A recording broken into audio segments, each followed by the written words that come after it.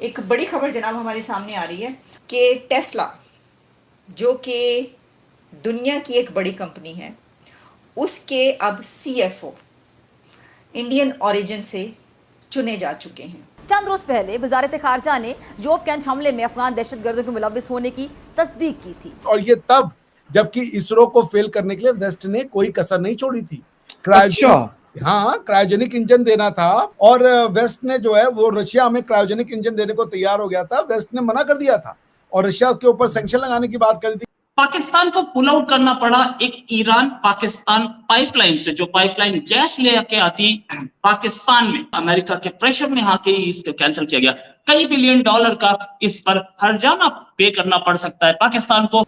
वैभव Taneja Indian origin उनको लगाएं। वही तो बेटे, वो मुहब्बे वतन कौम है, वो मुहब्बे वतन है हिंदू। मतलब इतनी बायसनेस है कि मतलब दे नॉट अलाउड इंडिया की एयर वो भी स्पेस के अंदर अगर पहुंचता है तो क्यों पहुंचे। इंडिया ने मिशन मून के बाद मिशन ओशन भी लॉन्च कर दिया है और उसका नाम रखा गया है समुद्रयान, जो कि 2026 तक प्रॉपर लॉन्च कर दिया जाएगा। मेरे लिए तो यही सक्सेसफुल हो गया फकर भाई की इतनी बड़ी मैन्युवरेंस करके उसको उन्होंने जो है सोचिए पैसे बचा करके स्लिंग शॉट के थ्रू और पहुंचा दिया उसको ऑर्बिट में। Yes. बिग मैन्युवरेंस।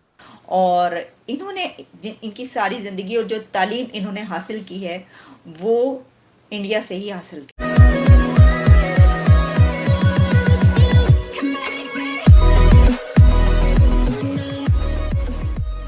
नमस्कार दोस्तों, अब एक और इंडियन ओरिजिन का भाई साहब है जिनका नाम वैभव तनेजा है और वो अब लीड करेंगे टेस्ला को।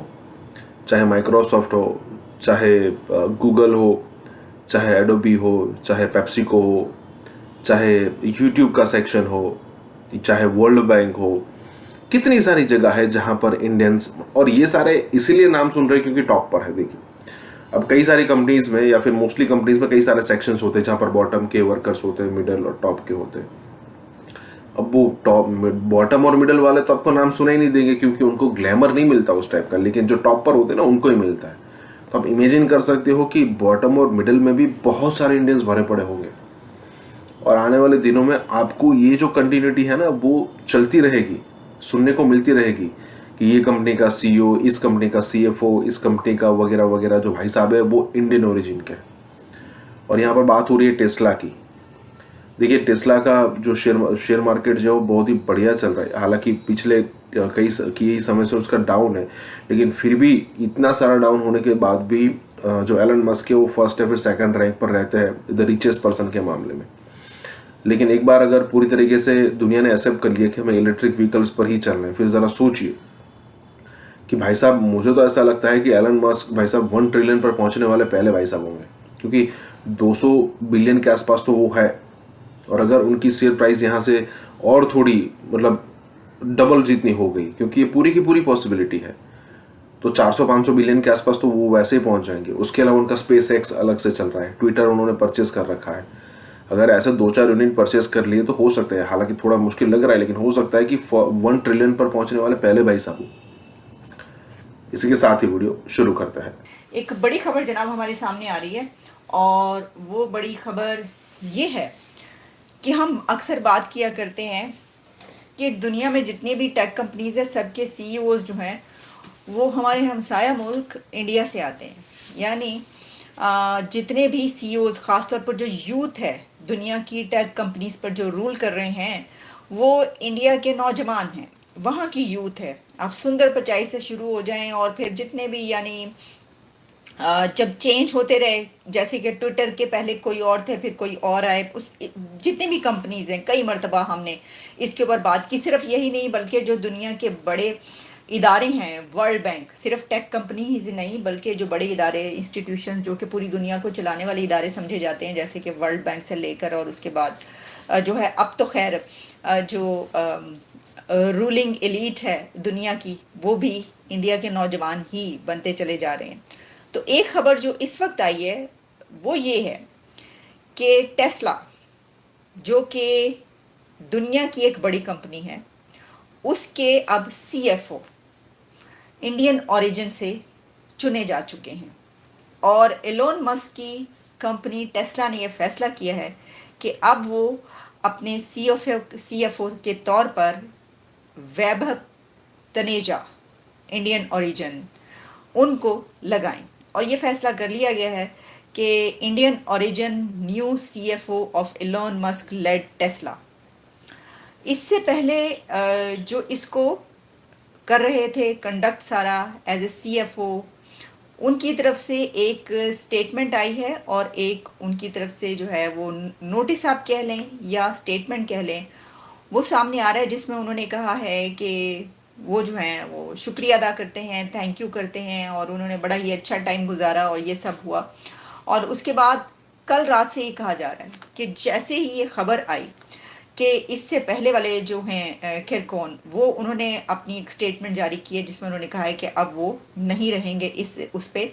तो उसी के साथ ये खबर भी चलना शुरू हो गई कि कौन होगा। तो ये सोचा जाने लगा कि ये कहा जाने लगा कि यकीनन ये कोई इंडिया का नौजवान होगा जो अब इनकी जगह पर आएगा। अब ये सोचा जाना इतना कोई मुश्किल बड़ी बात नहीं है, यानी ये कि कोई रॉकेट साइंस नहीं है, क्योंकि इसकी वजह ये मैं आपको पहले ही कह चुकी हूँ अभी 1 मिनट पहले कि जनाब पूरी दुनिया की जो कंपनीज है उसके ऊपर रूल कौन कर रहा है, वो भारत के नौजवान हैं।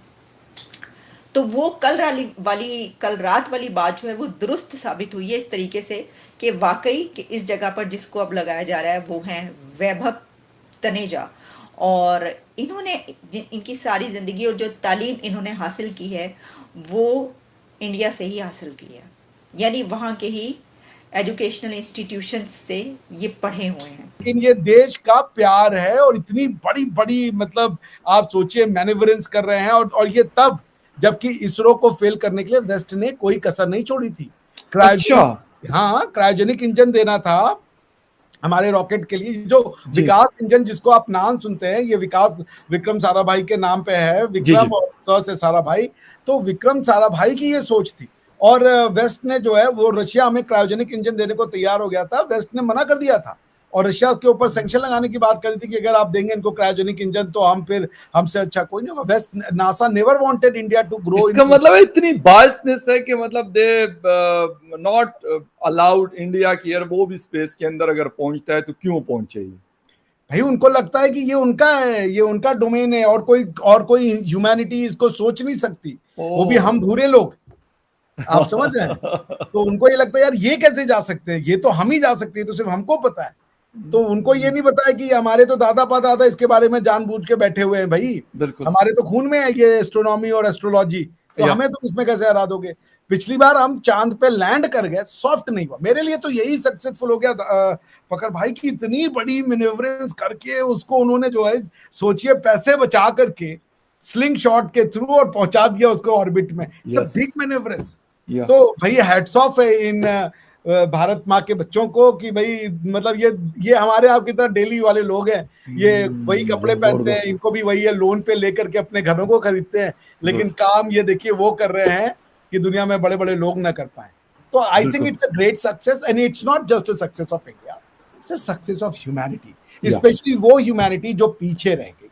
देखिए ये पॉलिटिकल डिवीजन तो बहुत बाद में आती है, हम सब इंसान है पहले, दैट्स ऑल व्हाट मैटर्स, ठीक है ना। ये एक पॉलिटिकल डिवीजन हमारे फैसिलिटी के लिए बना था, ये हमारे को और ज्यादा पोलराइज करने के लिए नहीं बना था।